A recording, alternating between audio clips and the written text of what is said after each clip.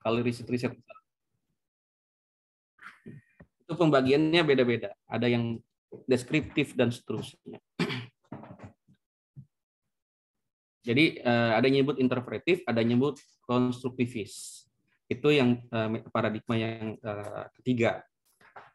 Kemudian ada paradigma yang keempat yang banyak sekarang digunakan oleh para ahli sosiologi, terutama mereka yang beraliran kritis ya, paradigma kritis. Nah, di dalam paradigma kritis ini banyak cabang. Ada yang dia apa namanya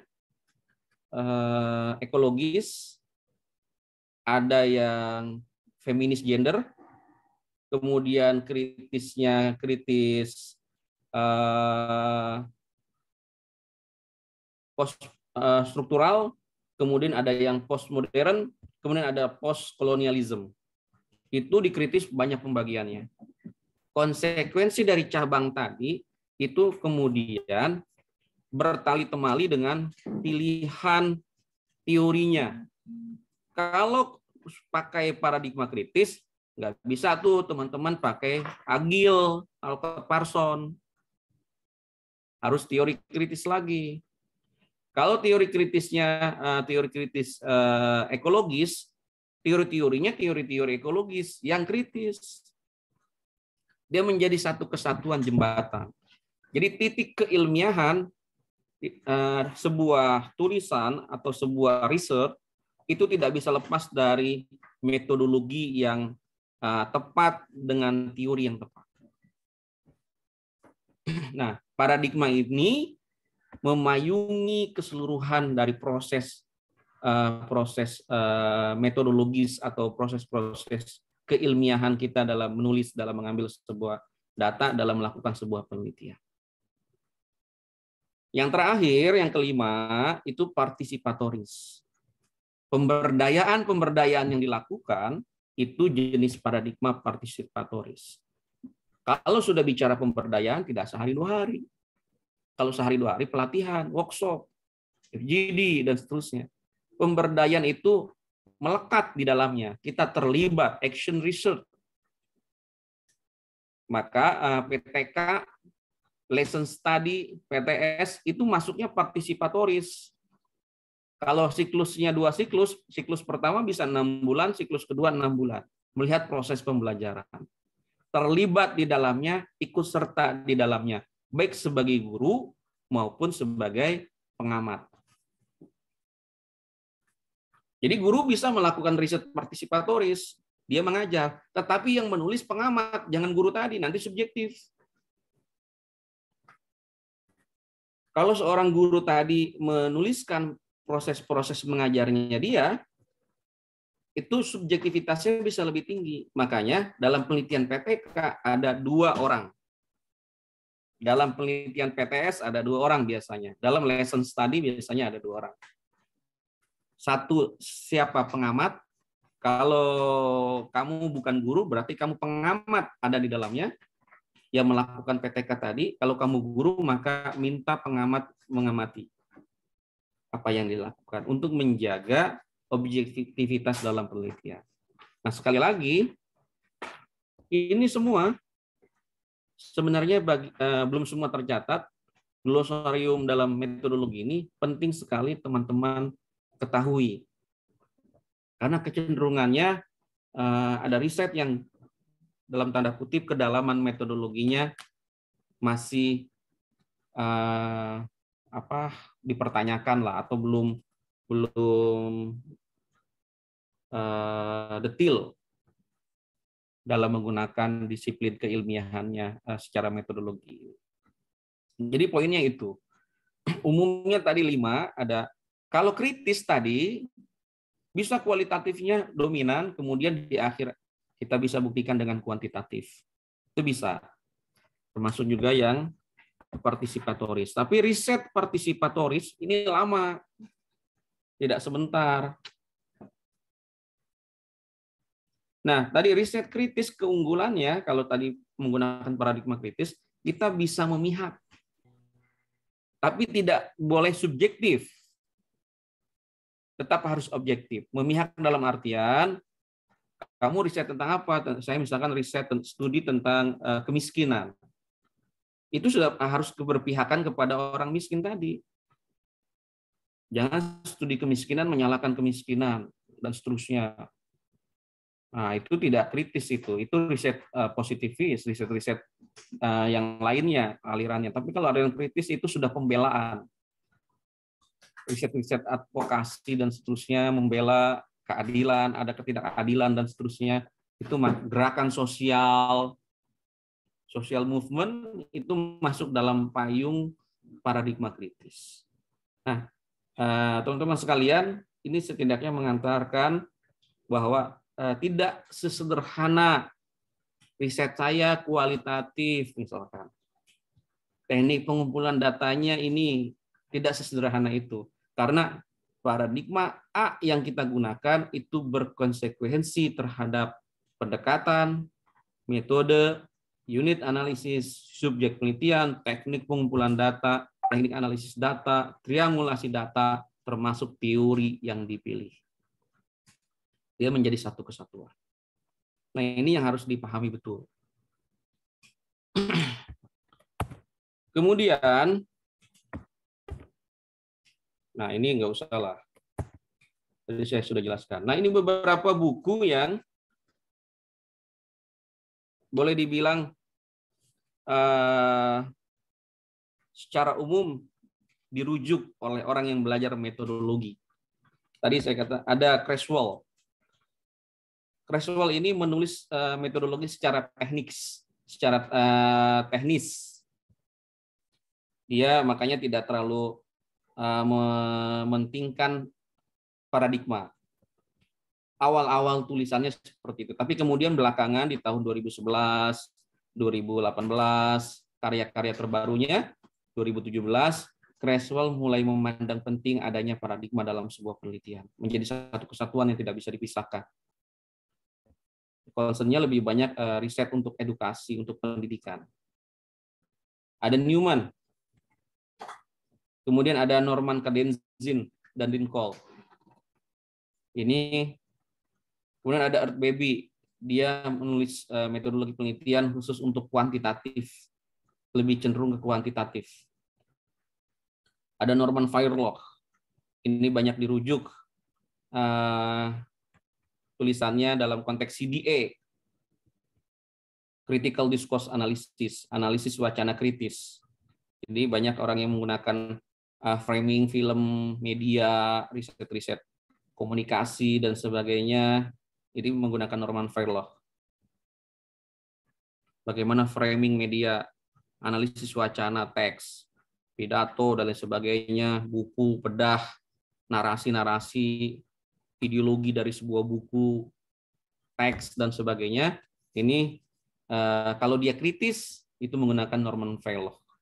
Kalau dia hanya mendiskursuskan saja, tidak mengkritisi, tidak kritis, itu DA namanya, discourse analysis. Kemudian ada Vicky L. Clark, ini bersama dengan Creswell ini, dengan John Creswell, dia bersama-sama, dia juga ada nulis terpisah. Ada Michel Scroti juga khusus, ini tentang penelitian kepustakaan, literatur. Burhan Mungkin Indonesia nih.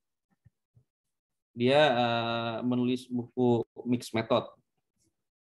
Ada Lexi J. Moleong, ada Sugiono yang tadi concern pada penelitian pendidikan, ada Handi Hakim Nasution, dia penelitian kuantitatif dengan metode statistika. Kemudian Yin, ini penelitian studi kasus khusus dia nulis itu. Mills Huberman, penelitian deskriptif dengan teknik analisis data model interaktif, ini sangat dikenal. Sujana statistik. Nah, setidaknya buku-buku ini sampai kalian lulus lah, kalau bisa jadi pegangan. Minimal itu, minimal ini 4 di atas. Kalau kalian bergeser senang membaca, bisa di sini. Norman Fairlock dengan segala turunannya bisa didalami. Nah, teman-teman sekalian, Ini penting yang apa namanya yang sangat penting untuk kalian garis bawahi. Melakukan penelitian itu tidak sesederhana ke lapangan kemudian menulis. Saya ingin meluruskan kembali dan mengingatkan kembali bahwa pentingnya penelitian itu pertama untuk proses pencarian kebenaran. Tentu dalam ilmiah kebenaran itu tidak absolut. Tidak saya yang paling benar atau Anda yang paling benar atau kita yang paling benar, tidak seperti itu. Tapi dia kebenaran yang dibuktikan secara ilmiah. Nah, ini pentingnya melakukan riset. Maka etika penelitian harus dijaga, harus dipertahankan, harus diutamakan.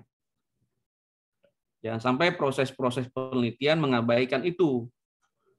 Urgensinya proses pencarian kebenaran, tapi proses-prosesnya tidak bahasa kasarnya itu meninggalkan proses-proses etika dalam penelitian. Riset misalkan wawancara yang diwawancaranya menolak, dipaksa kamu wawancara. Yang diwawancaranya tidak mau direkam, kamu rekam sembunyi-sembunyi. Nah, itu nggak boleh. Berkenan direkam, ditanya dulu. Tidak, ya udah catat sama kamu. Kalau dia tidak berkenan dicatat juga, kamu ingat. Kalau tidak berkenan diinikan juga, itu bukan responden namanya, bukan informan kamu. Ganti, karena tidak berkenan diwawancarai dan seterusnya. Jadi proses-proses pencarian kebenaran itu juga harus dilakukan. Menjadi penting untuk teman-teman utamakan. Yang kedua, riset itu proses pengembangan keilmuan. Bukan karena proses, Pak, saya ingin riset ini nanti untuk skripsi. Sumbangsi keilmuannya apa?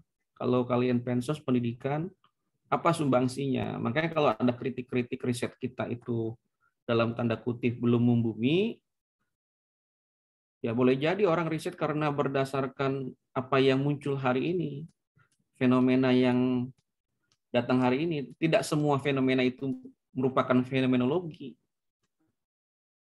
Nah, itu banyak kekeliruan. Tidak semua masalah itu adalah bahan riset. Walaupun riset berdasarkan masalah. Jadi banyak orang sudah menghabiskan waktu, dia kuliah 4-5 tahun, bahkan ada yang sampai 7 tahun, dia nulis karya ilmiah, tapi karya ilmiahnya tidak berbekas pada dirinya, apalagi buat orang lain.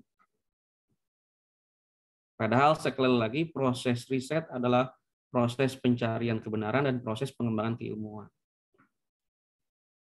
Nah, disinilah kita membuktikan bahwa dengan kita kuliah, dengan kita meriset, punya skripsi, skripsinya berbekas minimal buat pribadi. Syukur-syukur buat keilmuan, dirujuk oleh orang. Nah, ini yang harusnya diluruskan kembali, diingatkan kembali. Bukan karena, Pak, saya punya topik ini menarik. Pak, saya punya topik ini mudah ngambil datanya. Bukan sekedar itu. Tapi, Pak, saya punya topik ini insya Allah bermanfaat buat masyarakat yang saya riset. Nah, ini menjadi otokritik juga buat kita. Orang riset, setelah lulus dia lupa dengan masyarakat yang dia riset, dengan lapangannya. Udah lupa dengan informannya dan seterusnya. Makanya begitu banyak riset tapi tidak berbekas. Jangankan pada masyarakat dan bangsa, pada diri sendiri saja kadang tidak berbekas. Lain cerita dengan di orang peneliti atau akademisi atau para ilmuwan luar, mereka concern mendalami. Saya tidak ingin membanggakan luar dalam hal ini, tapi kita coba merenungi, merefleksikan. Jangan-jangan kita mungkin kuliahnya sekedar lulus tadi gitu. Nah, ini penting buat teman-teman yang saat ini atau ke depan akan mengambil skripsi. Skripsi itu harus bermanfaat, terutama dalam konteks pengembangan keilmuan. Karena kita adalah ilmuwan, mahasiswa itu ilmuwan, dan seterusnya. Kemudian yang terakhir, Kalau yang kedua saja di kita ini masih belum terbangun, kecuali di kampus-kampus besar ya, belum mapan, apalagi yang ketiga nih. Riset yang baik itu membangun school of thought, membangun mazhab.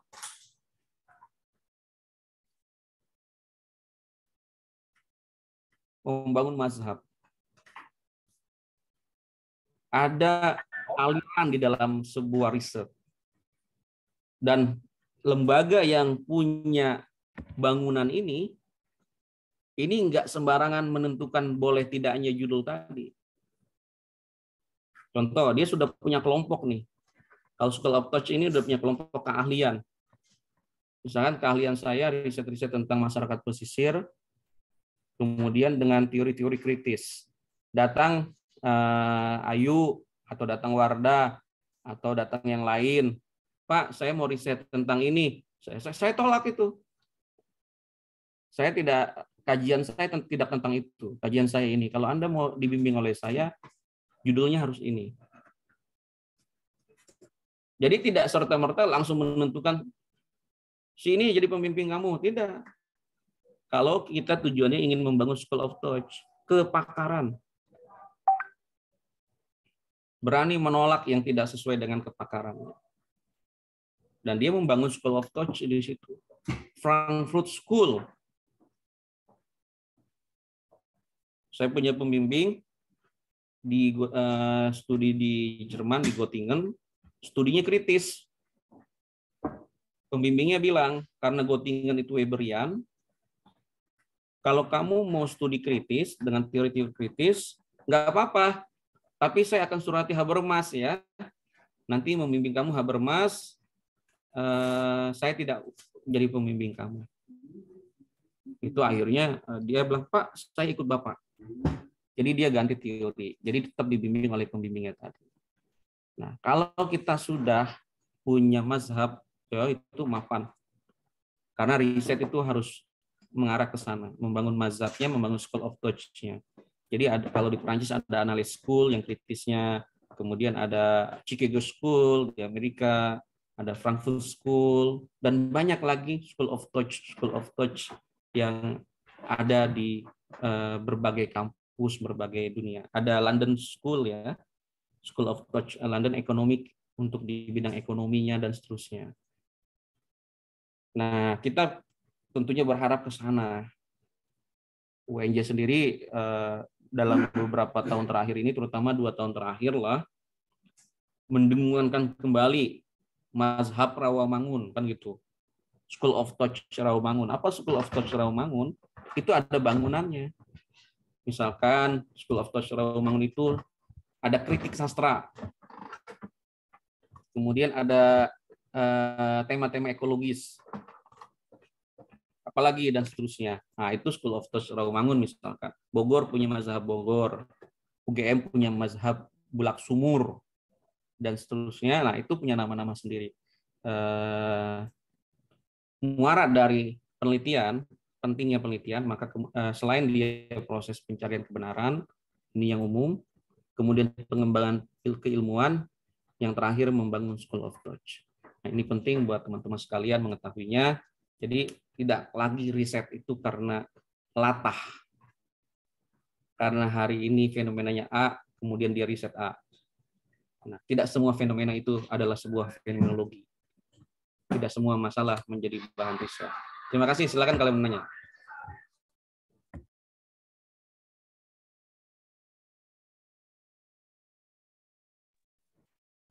Silakan. Ada yang mau didiskusikan? Halo.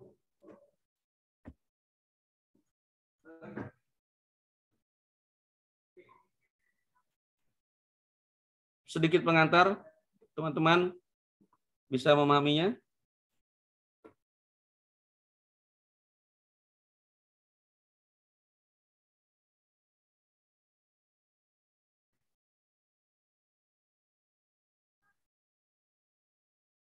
Jadi yang tergabung berapa orang, Wardah, di ruangan ini, di kuliah ini?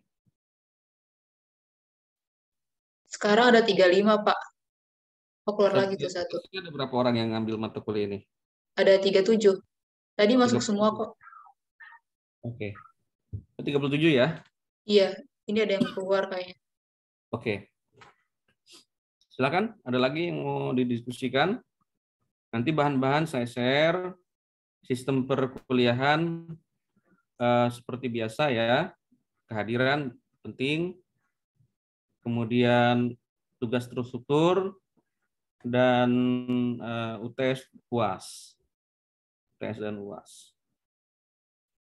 Di kuliah ini diharapkan terbimbing lah.